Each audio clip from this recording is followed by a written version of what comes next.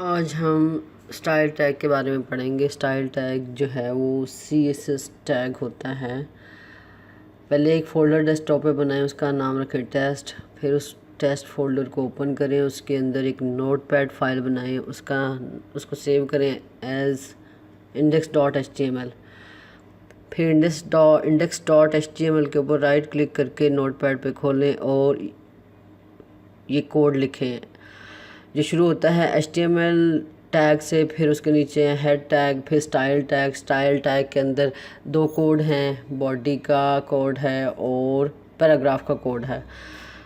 फिर स्टाइल से बंद कर दें, फिर हेड टैग बंद कर दें, फिर बॉडी वाला टैग शुरू होता है, उसमें पैराग्राफ लिखें, फिर बॉडी टैग बंद कर दें, फिर HTML टैग बंद कर दें और उसके बाद उसको Ctrl+S करके सेव करें और इस फाइल को ब्राउज़र में प्रीव्यू के लिए खोलें।